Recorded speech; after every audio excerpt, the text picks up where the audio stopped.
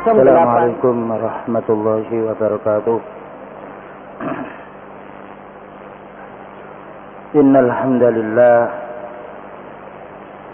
nahmaduhu wa nasta'inuhu wa nastaghfiruh wa na'udzu billahi min shururi anfusina wa sayyiati a'malina may yahdihillahu fala mudilla lahu ومن يضلل فلا هادي له أشهد أن لا إله إلا الله وحده لا شريك له وأشهد أن محمدا عبده ورسوله قال الله تعالى يا أيها الذين آمنوا اتقوا الله حق تقاته ولا تموتن إلا وأنتم مسلمون فإن أصدق الحديث كتاب الله وخير الهدى هدى النبي صلى الله عليه وسلم وشر الأمور محدثاتها وكل محدثة بدعة وكل بدعة ضلالة وكل ضلالة في النار. Ayyuhal ikhwan jazakumullah. Setengah bulan yang lalu dibahas yaitu tentang masalah tauhid berhubungan dengan bahwasanya Allah itu maha kuasa atas segala sesuatu, dan disebut di dalam keterangannya oleh Ibnu Abdul Aziz Al-Hanafi rahimahullah bahwa ada orang awam yang mereka itu berdebat dengan tokohnya orang ahli bid'ah. Di mana orang awam ini mengatakan kepada tokohnya ahli bid'ah bahwa orang mati itu tidak bisa memberi manfaat kepada orang yang hidup. Lalu dibantah oleh tokoh ahli bid'ah itu, tidak bisa bermanfaat kepada orang yang hidup. Orang mati itu bisa memberi manfaat kepada orang hidup dengan dasar surat Ali Imran ayat nomor 169. Sehingga orang awam ini dibacakan, di mana ayatnya dijelaskan wala taqsabannal ladzina qutilu fi sabilillahi amwat bal ahya'un 'inda rabbihim yurzaqun. Artinya, jangan kamu mengira orang yang mati berperang menuju jalan Allah itu dia mati. Jadi orang yang terbunuh di jalan Allah itu jangan kamu kira itu mati, tetapi dia itu hidup di sisi Rabb mereka itu diberi rezeki. Ini dalilnya orang ahli bid'ah ketika membantah orang awam yang sifatnya dia mengenal tauhid. Baik, dalil itu benar dari surat Ali Imran ayat nomor 169. Tetapi dibantah oleh orang awam. Loh, itu kan yurzakun. Mereka itu diberi rezeki, bukan mereka itu memberi rezeki. Jadi yurzakun bukan yurzikun. Kalau yurzikun kan memberi rezeki, dan bukan yarzukun. Tetapi yurzakun, mereka itu diberi rezeki. Apa katanya orang awam ini? Ya, saya minta bukan kepada yang diberi rezeki, tapi saya minta kepada orang yang memberi rezeki, kepada yang memberi rezeki, yaitu Allah. Kemudian berhentilah. Tokoh ahli bid'ah itu tidak bisa menjawab. Nah, karena apa? Karena itu mereka itu diberi bukan memberi, dan diberi itu karena butuhnya kepada yang memberi. Oleh karena itu saya minta kepada yang memberi rezeki, yaitu Allah Ta'ala. Dan kemarin juga beberapa SMS supaya menjawab atau menjelaskan kembali, diantaranya dari 081910666168. Dan ini boleh ikhwan kita, karena melihat dari taklim yang sangat yaitu sempit waktunya, boleh lewat SMS dengan menghubungi telepon saya 081 330 738 554 insyaallah, yaitu apabila masuk sebelumnya soal itu akan kami sampaikan karena berhubungan dengan taklim yang kami sampaikan di masjid ini, sehingga apabila dikirim sebelumnya SMS itu akan lebih luas jawabannya. Baik, jadi dengan banyaknya SMS ini perlu kami jelaskan kembali. Di antaranya ada pertanyaan, siapa sebenarnya wali Allah itu? Dan benarkah orang mati itu bisa memberi manfaat kepada orang yang hidup berdasarkan surat Al-Ali Imran nomor 169? Jawabnya, yang dinamakan waliullah itu disebut di dalam ayat ala inna awliya Allahi la khawfun alaihim wa la hum yahzanun alladzina amanu wa kanu yattaqun. Ketahuilah wali-wali Allah itu yaitu orang yang tidak sedih dan tidak khawatir, la khaufun tidak takut, wa la hum yahzanun dan juga tidak sedih, tidak khawatir. Siapa orang yang hatinya tidak dilanda dengan ketakutan kepada manusia dan tidak dilanda dengan kesedihan itu, yaitu alladzina amanu wa kanu yattaqun, yaitu orang-orang yang beriman dan bertakwa, itu dinamakan waliullah. Jadi waliullah itu bukan hanya satu orang, dua orang. Setiap orang mukmin yang beriman kepada Allah Ta'ala dan melaksanakan apa menjadi perintahnya dan meninggalkan apa menjadi larangannya, itu dinamakan waliullah. Rasulullah SAW waliullah, para sahabatnya semuanya waliullah, para tabi'in ahli hadis adalah waliullah. Cuma tingkatan wali Allah itu berbeda, ya, tingkatan hamba yang menjadi wali Allah itu berbeda, disesuaikan dengan amal dan juga disesuaikan dengan imannya yang ada. Jika tambah imannya dan tambah yaitu amalnya yang baik, maka tambah kuat dia menjadi waliullah. Itu makna waliullah.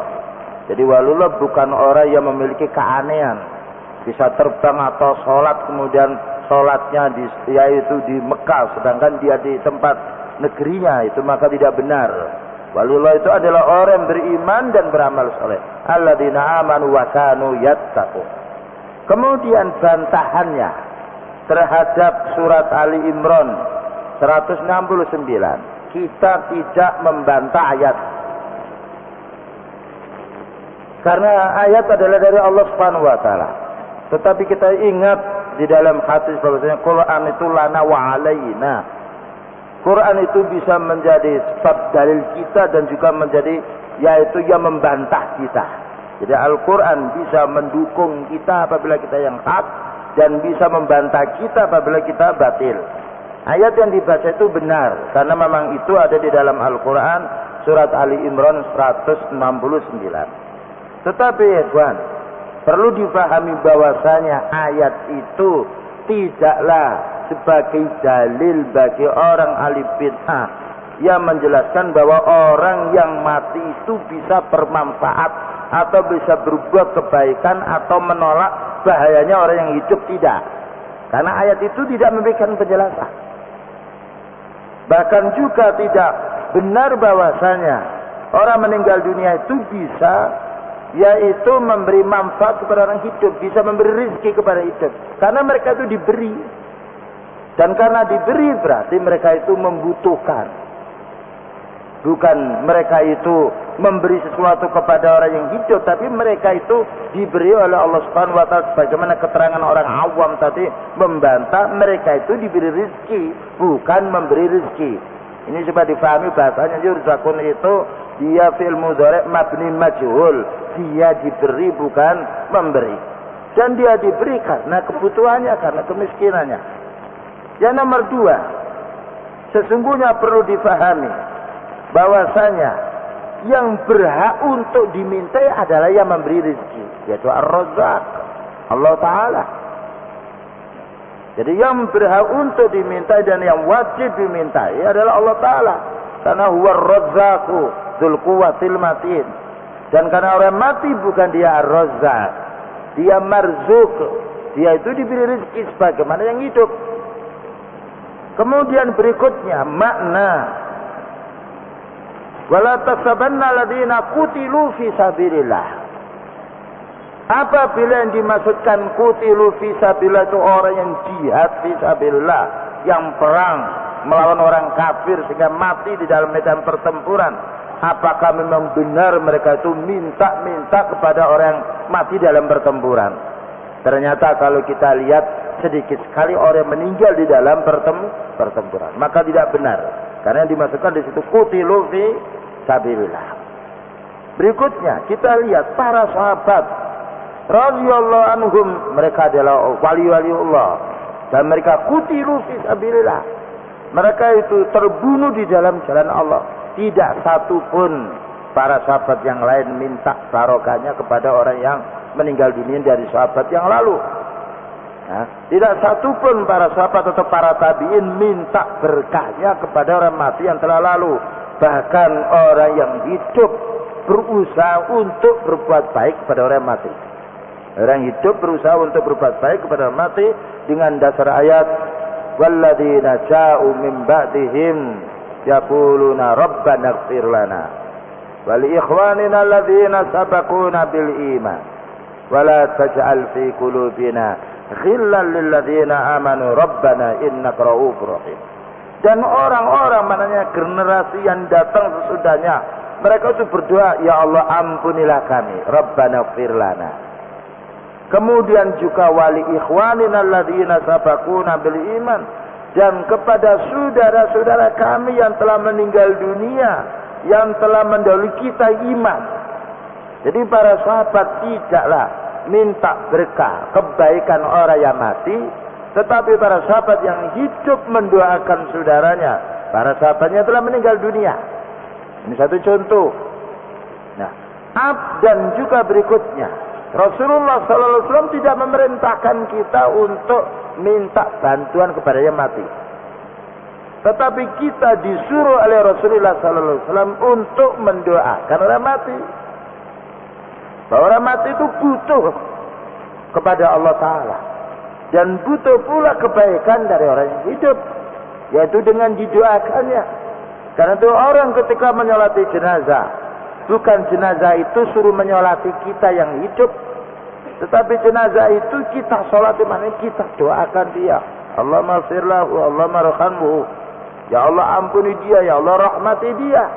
Jadi bukan orang yang mati itu disuruh mendoakan orang hidup, padahal dia belum dikubur. Bagaimana setelah dia dikubur? Kemudian berikutnya ya ikhwan, perlu difahami pula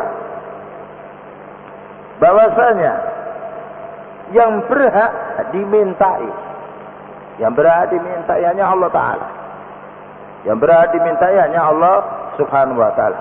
Allahus Samad, Allah yang dituju. Dan sebagaimana lazimnya kita pada waktu sholat, iyyaka na'budu wa iyyaka nasta'in. Kepadamu ya Allah kami ini beribadah, dan kepadamu ya Allah kami minta pertolongan.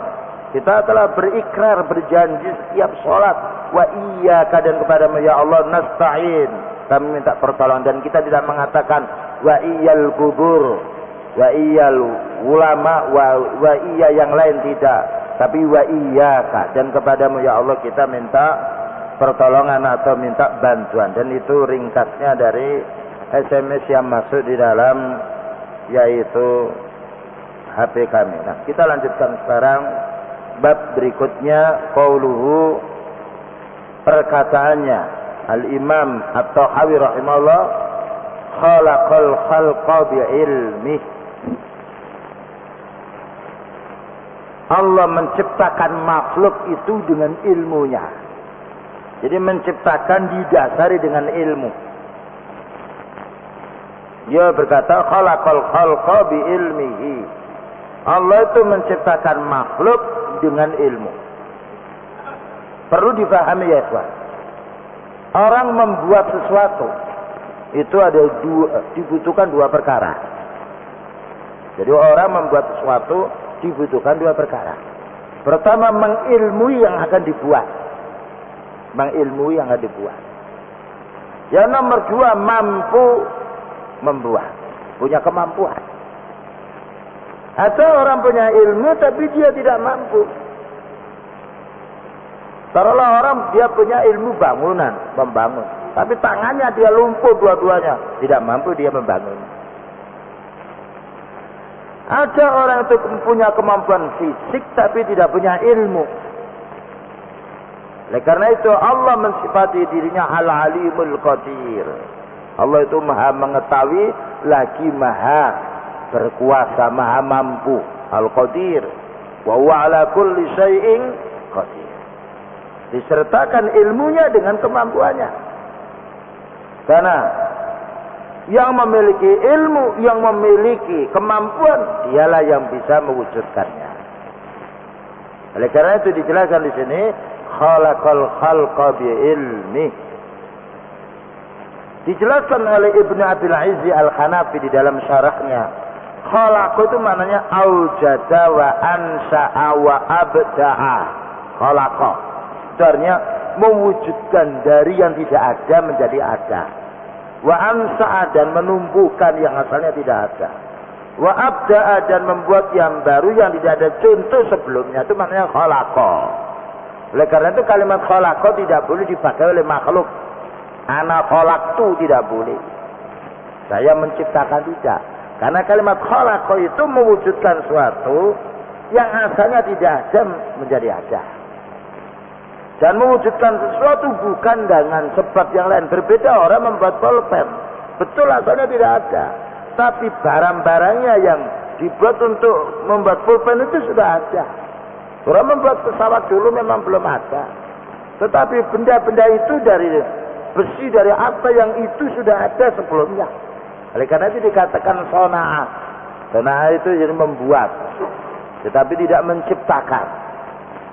Sona'ah itu oleh karena itu orang sufi mengatakan, orang Qadari yang mengatakan Allah itu bukan khalik tapi as-sani. Maka ibarat itu tidak benar. Tetapi yang ada adalah al-khalik. Karena itu kita tidak boleh memberi nama diri kita atau anak kita al-khalik, tidak boleh. Tetapi harus Abdul Khalik, hambanya zat yang menciptakan. Itu makna khalaqal khalqa bi ilmihi, menciptakan makhluk dengan ilmunya. Kemudian juga wa ya'ti khalaqa aidan bimana qaddara. Dan juga khalaqa ini juga mempunyai makna qaddara, menentukan, yang menakdirkan, yang mewujudkan dan menentukannya.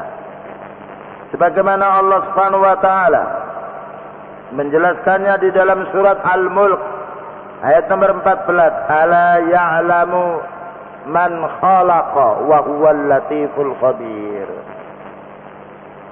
Sudah ta'ala, ingatlah bahwasanya Allah itu mengetahui apa yang ia ciptakan, atau mengetahui yang dia ciptakan. Apa saja yang diciptakan oleh Allah diketahui. Bukan hanya diketahui yaitu makhluk yang diciptakannya, tetapi diketahui pula gerakan makhluk itu sendiri. Diketahui pula gerakan makhluk itu sendiri. Ini supaya dipahami. Dan ini hanya haknya Allah. Wa huwal latiful khabir. Demikian juga Allah Subhanahu wa taala berfirman di dalam surat Al-An'am ayat nomor 61, wa indahu mafatihul ghaibi la ya'lamuha illa huwa wa ya'lamu ma fil barri wal bahri wa ma tasqutu min waraqatin illa ya'lamuha wa la habbatin fi dhulumatil ardi wa la ratbin wa la yabisin illa fi kitabim mubin. Artinya hanya di sisi Allah kunci-kunci barang gaib. Maknanya gaib itu sesuatu yang tidak bisa diketahui oleh satupun manusia, itu namanya gaib. Kalau sebagian orang tahu, sebagian yang lain tidak tahu, itu bukan namanya gaib. Orang bisa membuat yaitu komputer, orang awam tidak bisa, itu bukan namanya gaib. Jadi gaib itu sesuatu yang tidak bisa dijangkau oleh otak manusia. dan tidak bisa diketahui oleh manusia, jadi dinamakan ghaib. Dan itu hanya Allah yang tahu. Dan tidaklah yang bisa mengetahuinya kecuali Allah.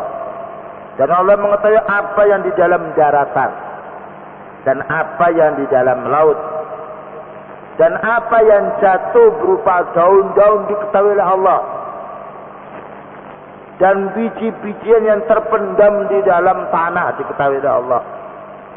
Dan yang pula basah yang kering, melainkan semuanya ada di dalam catatan yang nyata, yaitu sudah di dalam takdir Allah Subhanahu wa taala. Ini dalil menunjukkan Allah itu maha tahu segala sesuatu. Tidak ada makhluk yang tidak diketahui oleh Allah. Dan katanya Imam Ibnu Abil Izzi Al-Hanafi, maksud daripada Imam Thahawi menjelaskan khalaqal khalqa bi ilmihi, maknanya wa fi dzalika raddun 'alal mu'tazilah. Yang demikian itu membantah kelompok Mu'tazilah. Jadi kelompok Mu'tazilah ini seperti kelompok Qadariyah, di mana mereka meyakini bahwa Allah itu tidak tahu perbuatan hamba melainkan setelah berbuat hamba itu. Naudzubillah min dzalik. Jadi kalau Allah tidak tahu perbuatan hamba kecuali hamba itu setelah berbuat, berarti tidak ada bedanya Allah dengan makhluknya.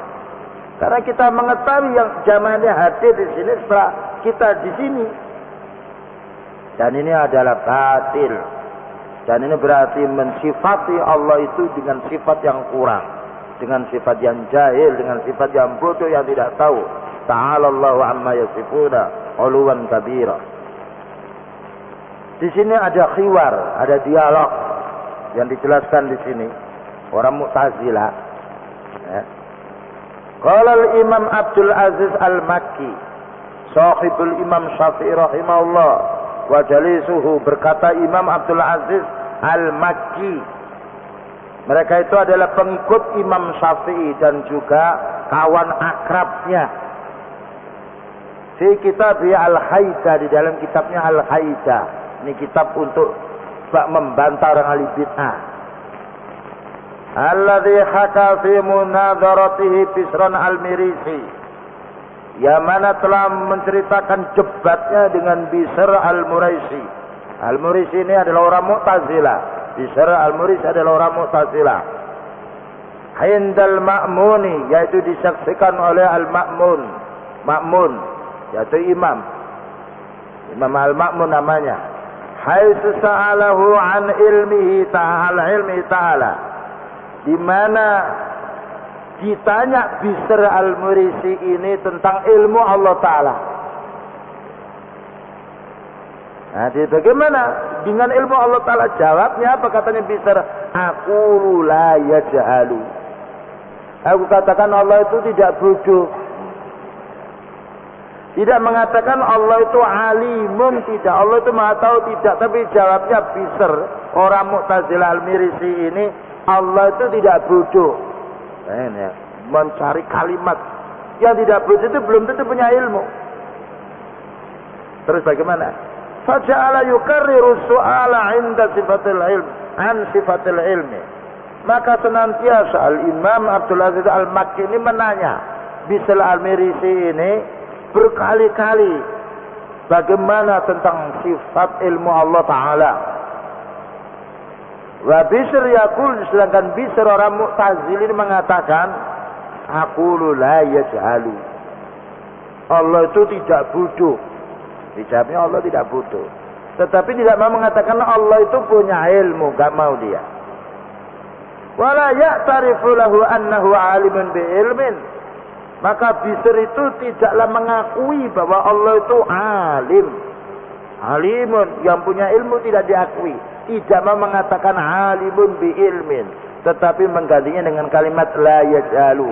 Allah itu tidak bodoh. Faqala al-Imam Abdul Aziz, maka berkata Imam Abdul Aziz, ini orang ahli bid'ah yang dibantah oleh orang ahli sunnah. Ya. Dan mesti orang ahli sunnah itu menang kalau dia punya ilmu.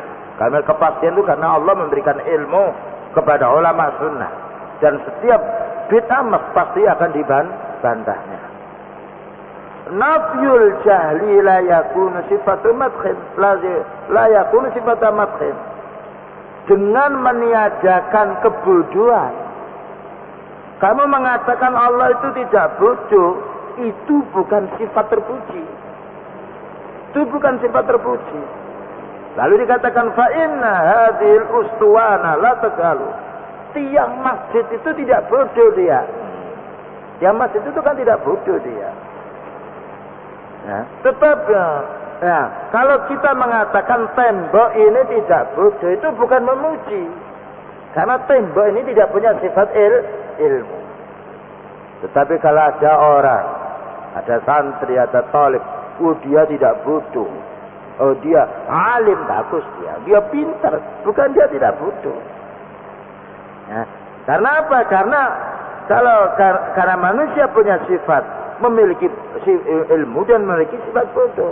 Berbeda dengan tiang, berbeda dengan mikrofon. Dikatakan mikrofon ini tidak bodoh, itu bukan memuji dia. Karena dia tidak punya sifat ilmu. Bagaimana Allah dikatakan disamakan dengan tembok, disamakan yaitu dengan tiang, disamakan dengan benda yang lain. Dijelaskan di sini waqad matakhallahu ta'ala al-anbiya'a wal malaikatal wa mu'minina bil ilmi la binafil jahli, katanya Imam Abdul Aziz Al-Makki. Jadi termasuk yaitu mazhabnya Imam Syafi'i rahimahullah, orang yang dekat dengan Imam Syafi'i rahimahullah. Apa katanya? Allah memuji para nabi, memuji malaikat, memuji orang mukmin dengan ilmu. Innama yakhshallaha min ibadihil ulama. Sesungguhnya yang paling takut kepada Allah hambanya ini adalah ulama. Jadi orang punya ilmu, dipuji oleh Allah Ta'ala. Jadi Allah memuji orang punya ilmu. Bagaimana Allah dikatakan bodoh? Tidak bodoh. Allah tidak mengatakan bahwasanya manusia itu tidak bodoh, bahwa nabi itu tidak bodoh, bahwa malaikat tidak bodoh. Tapi dikatakan mereka itu punya ilmu. Innama yakhshallaha min ibadil ulama. Dan juga para anbiya juga memohon Rabbi zidni ilma, bukan Rabbi zidni la bodoh atau la jahlin. Ya Allah tambahi saya ilmu. Jika Allah memuliakan manusia dengan ilmu, bagaimana Allah tidak berilmu? Jika makhluk itu dia punya ilmu datangnya dari Allah Ta'ala, bagaimana Allah ditolak bahwasanya tidak punya ilmu? Ini menunjukkan bodohnya Mu'tazilah dan bodohnya Qadariyah. Dan Mu'tazilah ini kan sekarang itu menyebar dia dengan pakai nama yang baru, berkembang di universitas-universitas. Dan juga Mu'tazilah itu berpegang dengan otaknya yang rusak. Dia tidak kembali kepada din, tetapi ayat itu direkayasa dengan akalnya. Kalau zaman kita namanya JIL, Jaringan Islam Liberal. Hati-hati. Dan itu adalah keturunan cucunya Mu'tazilah pada zaman dahulu. Dan sekarang banyak orang logikanya, dia tidak mau din, logikanya saja, logikanya. Maka ini warisan orang Mu'tazilah yang harus kita jauh. Faman asbatal ilma faqad nafal jala. Katanya Al-Imam Abdul Aziz Al-Makki. Siapa yang menetapkan ilmu berarti menolak kebodohan. Kalau dikatakan Allah itu dzu ilmin wa alimun, berarti la yajhalu, tidak bodoh. Tetapi kalau dikatakan Allah itu la yajhalu, belum tentu dia punya ilmu. Seperti tembok ini, dia tidak bodoh. Maka tidak terpuji apabila kita ada orang mengatakan, oh tembok tidak bodoh, jalan raya tidak bodoh, mobil tidak bodoh. Maka orang kan bingung, apa maksud orang itu? Tapi kalau orang itu mengatakan kepada orang yang sifatnya punya ilmu, dia alim. Maka apabila dia alim berarti dia tidak bodoh. Tapi kalimat tidak bodoh bukan berarti dia alim. Ya. Jadi karena itu Allah Subhanahu wa taala mensifati dirinya ilmu.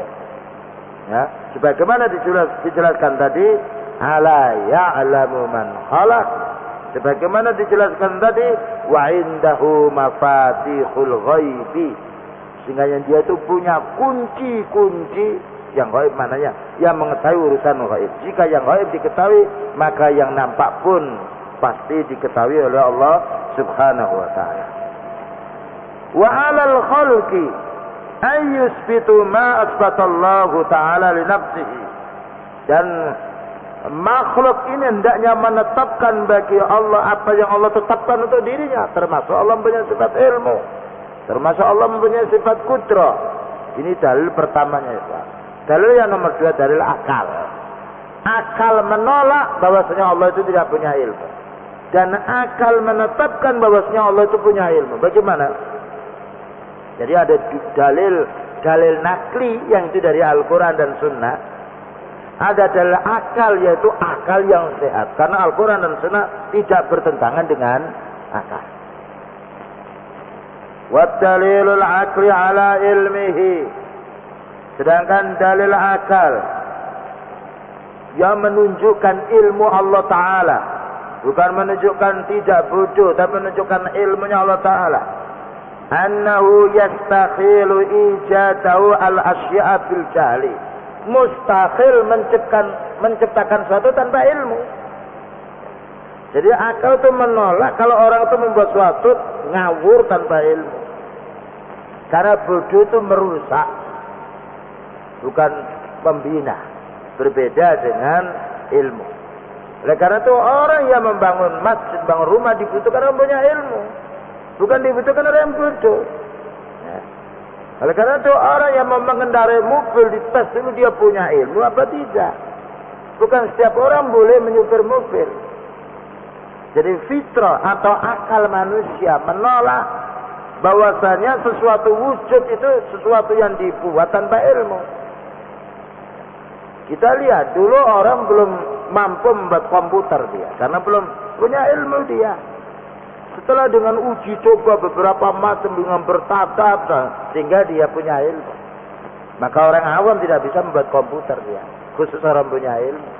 Jadi akal menolak adanya sesuatu wujud dengan kebodohan. Wali anna ijadat syai'i ijadahu al-asya'a fi iradatihi. Karena orang membuat sesuatu dengan kehendaknya, dengan keinginannya. Jadi orang ingin membuat sesuatu itu dengan keinginannya. Wal iradatu tastalzimu tasawwural murad. Dengan kehendak itu mengharuskan dia akan membayangkan sesuatu yang ia ingin berbuat. Membayangkan sesuatu yang ingin berbuat itu berupa ilmu.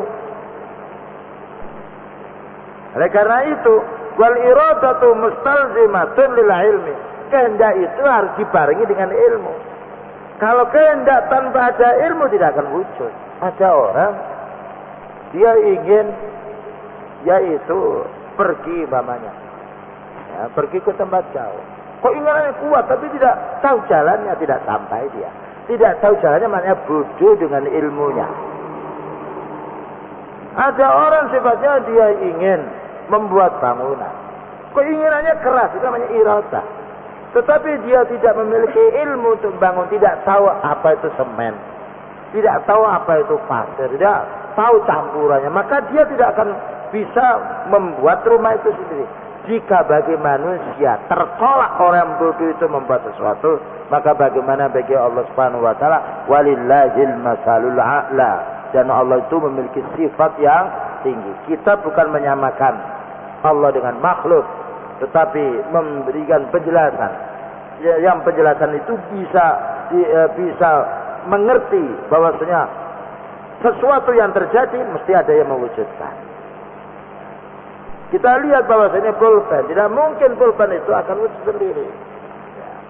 Maka jika pulpen yang kecil ini ada yang membuat, dan orang buat itu punya ilmu, bagaimana dengan langit dan bumi? Bukankah beberapa waktu yang lalu telah dijelaskan, ada orang yang sifatnya membantah bahwa Allah itu tidak menciptakan pekerjaan hamba.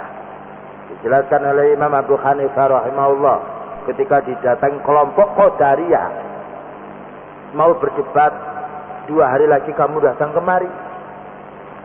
Setelah datang, disuruh siapa yang berbicara dulu, kamu apa saya? Katanya Imam Abu Hanifah. Ya, Abu Hanifah dululah gitu dijawab. Saya dapat berita bahwasanya kapal itu berlabuh sendirian dan mengangkut barang sendirian dan turun di pelabuhan itu sendirian dan menurunkan barang sendirian. Tidak ada nahkodanya, tidak ada pegawai yang menurunkan barang itu. Apa katanya jawabnya orang Qadariyah? Bohong itu wah imam, bohong. Betul, kemarin ada berita, ada orang yang memberitahu demikian bahwa kapal itu berlabuh sendirian dia. Mengangkut barang sendirian, kemudian pergi ke tempat jauh ke tujuan, itu sendirian, dia menurunkan barang sendirian, berulang kali. Apa katanya orang itu gila, katanya orang Qadariyah, orang itu gila. Nah, jika kamu mengatakan demikian, kapal yang itu benda kecil, ya, tidak bisa mengangkut barang sendirian, tidak bisa berlabuh sendirian, harus ada nahkodanya. Bagaimana langit dan bumi? Bagaimana dengan manusia? Bagaimana dia bisa berbuat tanpa ada menciptakannya? Bagaimana dia bisa menjadi besar tanpa ada yang membuat dia besar? Maka ini bantahan, sehingga pada waktu itu tidaklah bisa membantah lagi orang Qadariyah tersebut. Dan ini contoh ya kan, bahwasanya Allah itu mensifati dirinya ilmu. Dan saya katakan tadi, yang menciptakan sesuatu itu pasti mempunyai sifat ilmu dan pasti mempunyai sifat kemampuan, al-qudrah, wa huwa ala kulli syai'in qadir. Karena ada ilmu tapi tidak mampu, tidak akan wujud. Ada kemampuan dia ngangkat barang, ya, tetapi tidak ada ilmunya, tidak akan wujud dia. Jadi Allah Subhanahu wa taala mensifati dirinya al-alim dan juga mensifati al-qadir, dan itu makna khalaqal khalqa bi ilmi. Berkata Syekh Saleh Ali Syekh, khalaqal khalqa bi ilmihi.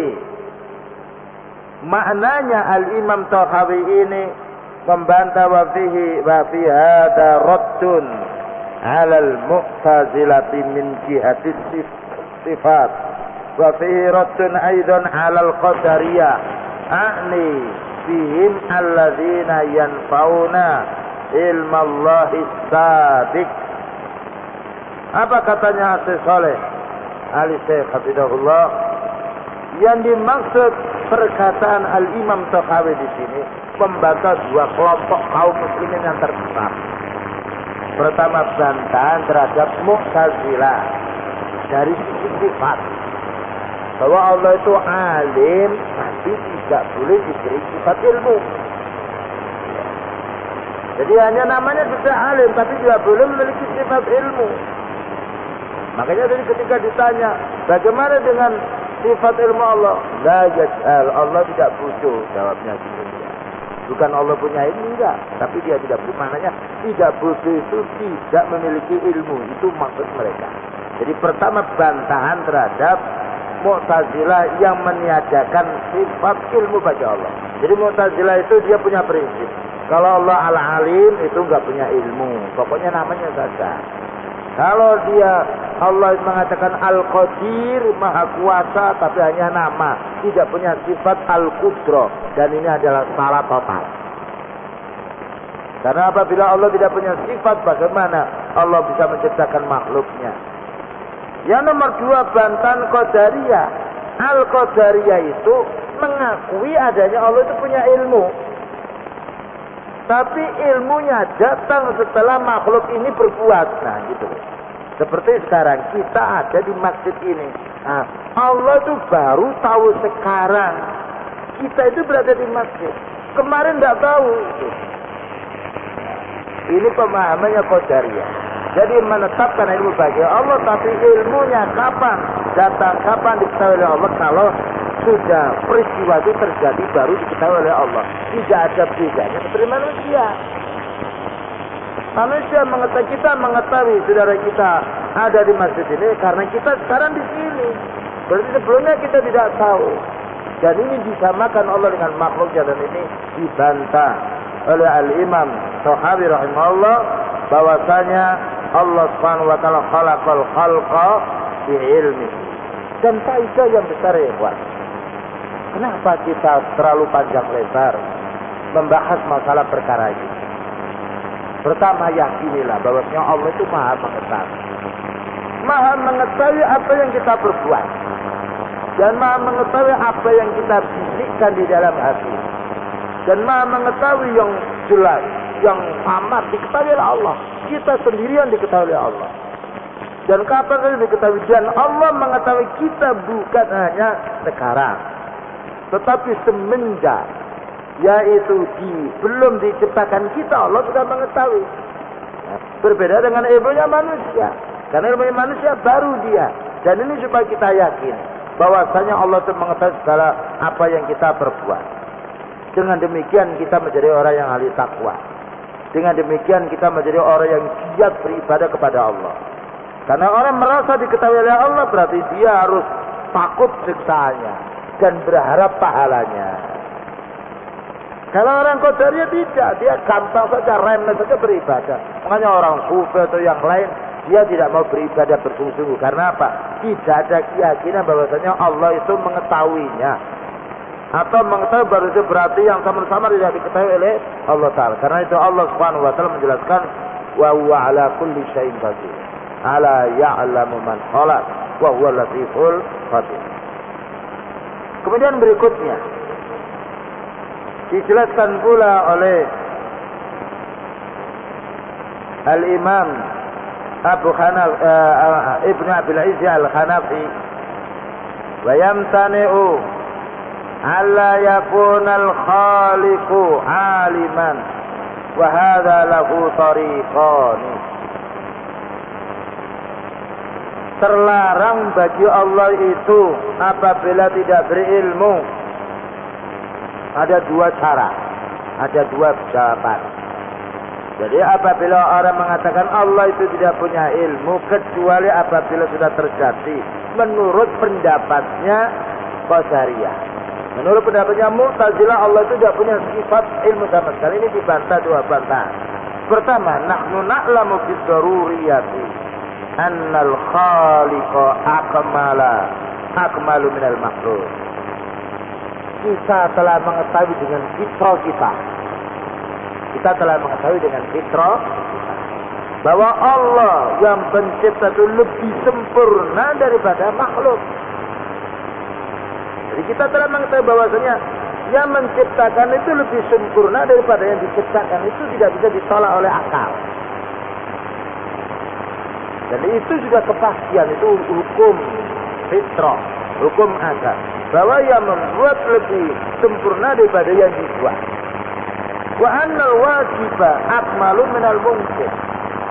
Dan sesungguhnya yang wajib itu lebih sempurna daripada yang mungkin. Gimana maknanya? Sesungguhnya yang wajib wujud, yaitu Allah. Allah itu wajib wujud, tidak boleh tidak. Itu lebih sempurna daripada yang mungkin. Mana yang mungkin? Ya mungkin wujud. Kita itu mungkin wujud. Kita tidak wajib wujud. Karena wujud kita itu asalnya tidak ada. Allah yang mengadakannya. Sehingga wujudnya makhluk itu mungkin, tidak wajib. Karena tergantung kepada Al-Khaliq, yaitu Allah Subhanahu wa Ta'ala. Ini bantahan yang pertama.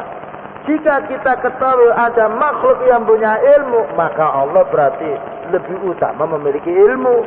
Karena makhluk itu diciptakan. Yang asalnya tidak ada menjadi ada. Yang asalnya bodoh menjadi alim. Kalau begitu, maka yang menciptakan lebih banyak ilmunya daripada yang diciptakan. Kemudian bantahan yang nomor 2. Yuqala kullu ilmin fil mumkinat allati hiyal makhluk fahuwa minhu. Semua ilmu yang ada pada makhluk ini hakikatnya dari Allah. Tidak ada dari dirinya sendiri. Ya. Wa 'allamaka ma lam ta'lam. Allah yang mengajarkan kamu sesuatu yang kamu tidak ketahui. Jadi maknanya semua ilmu yang dijabat oleh manusia datangnya dari Allah, bukan dari manusia. Maka jika datangnya dari Allah, berarti Allah Subhanahu wa Ta'ala yang memiliki ilmu dan yang memberi ilmu kepada hambanya. Itulah jamaah yang dimuliakan oleh Allah Subhanahu wa Ta'ala. Keterangan singkatnya tentang makna khalaqal khalqa bi ilmihi, dan insyaallah lain kali akan disambung. Wassallallahu ala nabiyyina Muhammadin wa ala alihi wa sahbihi wasallam. Subhanakallahumma wa bihamdika asyhadu an la ilaha illa anta astaghfiruka wa atubu ilaik. Assalamualaikum warahmatullahi wabarakatuh.